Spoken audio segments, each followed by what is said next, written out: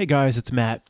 I want to thank Cameron for sending me an email, bringing this to my attention, and then brilliantly relating this, what happened during World War I, to today's mask. And there's absolutely a relationship. I want to talk about that, bring you guys up to speed if you don't know what these white feathered girls or white feathered women of World War I was all about, or white feather society, and then relate that to a more general conversation on propaganda, how they have been masters of propaganda for a long time, and now they have a tool, a weaponized tool called the internet that is 100 million times more powerful than anything they ever had access to back in the day.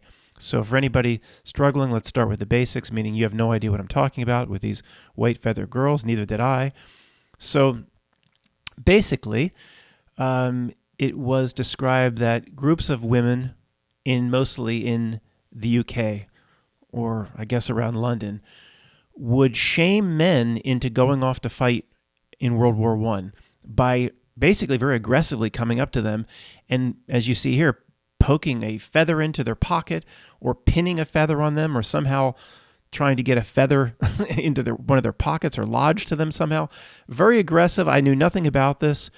And this is from opendemocracy.net. This is the first article we'll go through. Let me read this in case you're driving or you can't. It's a picture. It's an old picture of a sketch of a young lady like approaching a man on the street in a top hat and a suit and kind of poking a feather into his pocket and trying to shame him to going off to fight in World War I, the White Feather Society. So it says here, suddenly, producing a large white feather, she jabbed it into his waistcoat, and in another tone, fierce and scornful, she added, "You coward, why don't you enlist?" Now, guys, before we go any further, let's get right into what we like discussing or what fascinates us as reality junkies. As usual, there's very little organic or natural going on here. These people, or whatever these creatures are the masters of propaganda. Very little in this regard, very little in any regard about any aspect of how the world works, any aspect of how society works is natural, organic, coming about naturally. It's puppeteers with, I don't know, 1 million fingers on each hand and 1 million strings on each finger. So I'm sure they convinced groups of women that this was the right thing to do, that they should shame these men on the streets that were not, decided to just be pacifists and to go to work and to not want to be in the muddy trenches of World War I. I'm sure there would have been some groups of women who, if one of them got the idea to do this, they could have gotten some people to do this. But the extent of this, when you research this, I can't believe I've never heard of it, because when you research it, it seems like it was a big thing that everybody would have known about living in the UK at that time. And this is all their propaganda. I'm saying that if, I don't know, there's no count on how many women stuffed feathers to shame people to go fight. Let's say they got, in total, around London and in the UK, in the big cities, in Manchester, or wherever, let's say they got 5,000 women to at least do this once. Who knows? I have no idea. But I'm saying out of those 5,000 women, if it wasn't for the Edward Bernays propaganda campaign of this system convincing them to do this sort of thing, it would have been 500 women instead of 5,000. So I'll talk about propaganda in general, and then again, Cameron related this back to the shaming. What do we have now? The shaming of the mask, although most masks aren't white, or many are. So maybe there's a relationship there. But let me just go down and find another image here, guys, for those watching as a video. It says here, women of Britain, and this is one of the propaganda posters, and we're going to get into the propaganda posters in a moment. Women of Britain say go. What is it down here? It says, and shows soldiers marching off to World War I, and they of course, this system that exists now would have existed then. It would have used whatever tools available at its disposal to get people to go off and fight, of course, in the name of patriotism. And this says here, this propaganda poster, remember Belgium, buy bonds, Fourth Liberty Loan. Shows a shadow figure of a German soldier. You can tell from the helmet. It looks like running off with a little girl to, do something very nasty. And the Belgium, I guess, burning in the background. Remember Belgium. So, guys, they're such experts at this sort of propaganda. No major war came about naturally without them cooking up all sides or both sides. And they probably sit back with their feet up and just literally they probably did it then, they do it now, just shake their heads going, like, it's just, they probably say to themselves, it's so easy to get these people to do what we want them to do. In the case of World War I, whoever came up with the initial spark of it maybe got a verbal beatdown in one of the meetings around the cherrywood table in the Illuminati Control Center at Chernobyl. The back room there, the Chernobyl Control Center, probably got a verbal beatdown saying, you thought shooting one archduke, a guy that nobody liked, you thought that would get 7 or 8 countries to go into war? It's like, that ain't working. People are generally applauding the fact that Ferdinand was taken out by, Mauricio Princip eating a sandwich. Literally, he was eating a sandwich. And this is a real story. He missed him the first time. Then instead of fleeing for his life and thinking everybody would be out to get, he went to get a sandwich, like the French version of a po' boy. And then the Archduke came right by him again. Second time. So they said, oh my gosh, put the sandwich down and killed him. Yeah, right. So, whoever came up with that idea said, this ain't working. So we need all sorts of different propaganda to go get people to fight a war that nobody wants to fight. There's absolutely no reason to fight. Then they learned their lesson. World War II. Oh, we don't want to make that mistake again, they said. We're going to cook up everything on all sides. Oh, we need a real boogeyman this time. Not like that. We just thought everybody go to war over that Archduke Ferdinand thing. For World War II, we need a real hardcore pipe-hitting boogeyman. A real asshole.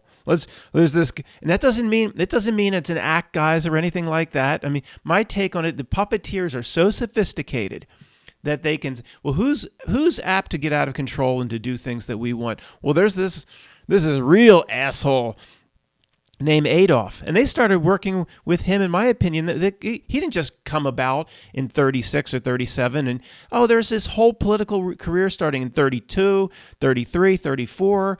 They had their eye on him for a long time. I'm just saying he doesn't have to be in on it. See, that's what's the evil genius about this system. He doesn't have to be in on it. Adolf doesn't have to be in on it. Saddam Hussein played to do the bidding of this one world system that's always been here. It's incredible how they do business. But you can see that they didn't have the boogeyman for World War I. And they needed, I guess, they needed even more death for World War II. So they created a real boogeyman. And then the Japanese were turned into boogeymen too, baited into the war. Let's talk about that some other time. Let's go to Spartacus-educational.com, where there's more propaganda right in the paper. They didn't have the internet to work with, or people trying to merge with their phones, which makes the mind control easy and going right past their alpha waves and their theta waves, getting into the deep corners of their brain. All they had was like magazines and papers, and but this is the Edward Bernays and those people that probably all stems from Sigmund Freud to cook up this propaganda. So the clipping here says, to the young women of London, is your quote best boy wearing khaki? That's, the khaki, that's what the soldiers would wear. Is your best boy wearing khaki? If not, don't you think he should be? What a bunch of assholes that wrote this. If he does not think that you and your country are worth fighting for, do you think he is worthy of you? What? Well, who's writing? Matt's saying, who's writing this? And how do you know How do you know how worthy the woman is of him wearing khaki? Anyway, let me just read the damn thing. I'm sorry. Don't pity the girl who is alone.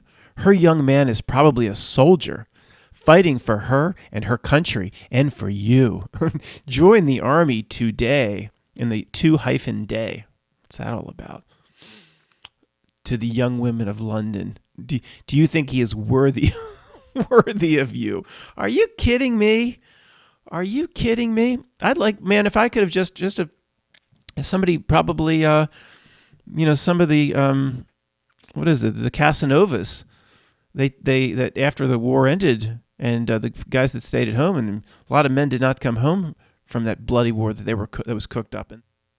It's another image or smaller sketch of what we were looking at before, and this one says, "The White Feather: A Sketch of English Recruiting," from Colliers Weekly, 1914. Colliers Weekly, a very big publication, influential publication at the time. Now, we've talked about this before. Let me get the cookies notice off. We've talked about this before, how everything is either a multi-level screw job or a multi-level conspiracy of some kind. The way these idiots do business, if you're seeing it at the first level, you're like, that's too simple. Too simple. For example, when, during a Super Bowl halftime, Katy Perry comes out riding the giant beast in the Whore of Babylon, and anybody that knows their Revelation would say, well, look at this obvious. And okay, it's when it's that simple, guys, it's not that simple. Okay, there's usually another layer of what they're trying to do. Okay, when Madonna I'm just telling you guys that I've been studying how this reality works a long time. When Madonna comes out, obviously dressed as the Baphomet, there's something else going on. It's not just a blatant ode to the Baphomet, as it seems. If you're just getting at the first level, you're not getting it. It's not how they do business. So in this area, I mean, they're going to do things in the Super Bowl halftime show coming up literally for the truth community. So you can just point and say, oh, there's a Hail Satan or whatever. That's just, okay. You understand what I'm saying. So in this regard, what would be the multi-level, or the quote back to what we talked about months ago, the triple conspiracy? Well, first off, you have at the first level that there wouldn't have been this many women stuffing in white feathers and, tracking down men walking down the streets just in their top hat and their suit. Reminds me of that scene in, what's that, John Cusack? Does it Say Anything, where the kid's after him the whole movie for $2? It owes him $2 for the paper route. $2. He's like after John Cusack. It's Better Off Dead, I think it's called. Better Off Dead. He's a skier. I don't think it's Say Anything. I think it's Better Off Dead. Whatever. It's not the greatest movie, but it's like the $2 kid. Some guy steps out. He's got 4 kids at home. Maybe he has a bum knee. No, they would go after everybody, according to what history says. He's got a bum knee. He works a job. Well, guess what? The war effort wouldn't have been able to go on if the whole economy shut down in London. Did these white feather girls even think about that? So the guy's got 4 or 5 kids. It's not Jacob Marley and Scrooge. It's Marley was his partner. It was Bob Cratchit. Just think of that table. This guy here, Bob Cratchit, he's got 4 or 5 kids at home. He's got a tiny Tim. He's got a bum knee. He can barely walk himself. And here come these white feather girls like running after him. And they also, they're described as attractive. So you got these old crones running after you, whatever. Like the guy would either run away or, would face them and say, You try to stuff that white feather and see what happens to you. But they were used, sex sells, young women, that these, you're not fighting for you don't love your country, the shame of it all. So the multi-level thing is you have 5,000, say, women running around doing this, and I have no idea the numbers. If it wasn't for their propaganda campaign to get these women to go do it, it would have just been a smaller number, like we talked about, 500. But also, guys, here's the other level of it. Through their propaganda, and if anybody's yelling at me for this, then you should be, but I'm going to address it now. Through their propaganda, they'll make it seem like this is happening way more than it actually did. And if anybody was screaming at this presentation saying, Matt, you're falling for it, they're making it seem today that there's thousands and thousands of women running around stuffing in white feathers when there probably were very few. Absolutely, that's part of their tricks. They'll make it, but that actually ends up recruiting more white feather girls as well. They'll make it seem like everybody's doing it. Every young woman that cares about her country is stuffing white feathers. So they'll get more people doing it because of that, but ultimately the story will go down in history, or at least the history now or the history of the time is many, many thousands of women were doing this when actually they weren't. They do that as well. They do that with everything. The cigarettes, Edward Bernays get 10 debutantes in New York City to hang around Times Square smoking, and everybody says, "Oh, that's Lady Catherine. Oh, that's Samantha Reese, and oh, look at they're smoking." And it's just, they're just Edward Bernays and their cronies and the Freud cronies that have the backroom meetings. They get served by Jared and whoever controls this reality. They just shake their heads going, I can't believe these dumb ass people fall for this first grade shit. We haven't even pulled out the sophisticated shit. We don't need to. They fall for this shit. So, guys, let's just jump. And by the way, remember what Cameron said relating this to the shaming of the mask. Absolutely, they're going back to the same similar playbook there. They know what works. They've put this on populations for hundreds, if not thousands of years. They know exactly what works. And what's so scary today with the age of the internet and the supercomputer and the half sentient AI, it knows it can assess and retest thousands of times a second. It can make changes on the fly. Where this campaign, the White Feather Girl campaign, to get as many young men as possible out to get bloodied up in the trenches, they had to plan this. Now they can just probably change it up on the fly. What's not working at 9 o'clock per the Whopper supercomputer will be changed, and it will now work at 10 o'clock. 1 hour, we can change our entire strategy and philosophy and what bullshit we're pushing down on the people and what they should believe. Yeah, 1 hour we can change it up. Where in the past, during World War I, it would take 6 weeks to accomplish the same thing. So, guys, let's go over and look at the propaganda posters, because they've been doing this sort of thing a long time. The most famous are the Russian, Soviet, communist and Nazi posters. Workers of the world unite. They didn't have the internet back then. These things were very powerful and effective. This article talks about some of the people behind some of these propaganda posters and propaganda campaigns. For anybody listening, I'm just showing the old. You've seen them. You don't need to see them. Anybody listening, the old-fashioned cartoons of the person in the Hillary Clinton Mao garb. It's just a certain style of a cartoon poster that pushes communism and collectivism and Marxism, and making it seem like if you're not down with this, you ain't down with anything. They all have the same look and feel. At least the Nazi posters and the Stalin or the communist or the Lenin or Marxist posters all have the same type feel to them. And how many more here? Like this one, if anybody, they all have this sort of feel, very blocky, red. I don't know the style. I don't know anything about art. Sorry, guys. I can't talk very intelligently about this. What's this one say? Women of Britain, come into the factories. And she has her arms raised as the planes go overhead, and she's such a heroic and triumphant figure. I mean, the point here, guys, is they have the same exact playbook, but what's scary now are the tools get right into. Look at this. The tools get right. The phone. It's not like people are deciding to merge with their phone. They want to put it in their face. It's not like walking by a poster and they'll do the best they can because somebody has to walk by a poster.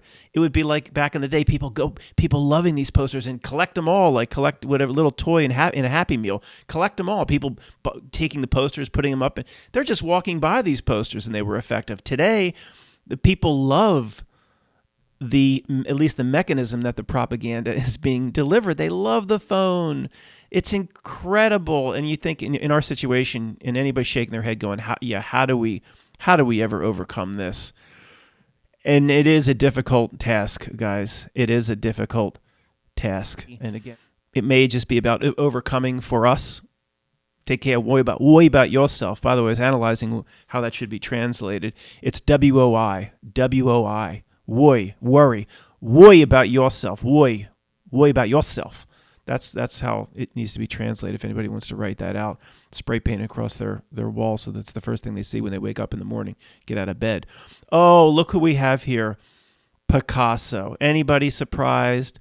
I mean, what a absolute tool puppet of the system. No, his stuff isn't just naturally great. It was shown to people, and people were told how wonderful it is. In the end of the day, his stuff sucks. Picasso painted Guernica in response to the bomb. Oh, sure he did. Yeah, he don't work for any Chernobyl Illuminati control center. He's his own man. What an absolute fraud of the system this Pablo Picasso was the stinking bridge between classically great works or whatever society Leonardo da Vinci was tied into, maybe the same society that Robert Langdon investigated in the Da Vinci Code. It doesn't matter. He still produced beautiful, beautiful things, real art. And this guy was the bridge to the crap that we see in the Modern Art Gallery of Los Angeles today. So who's this? Was this Ray Bolger? Is this the guy that starred in The Wizard of Oz? Look at this. I never saw Rosie. This is Rosie the Riveter. Strong, but feminine. I never saw Rosie depicted like this. If anybody's yelling Mandela effect, I don't blame you. I mean, are you kidding me? You could put her up against, an old wrestling, who's an old wrestler, somebody very feared, Big John Studd in the WWF of 1989 and 92. Big John Studd was literally 6'10".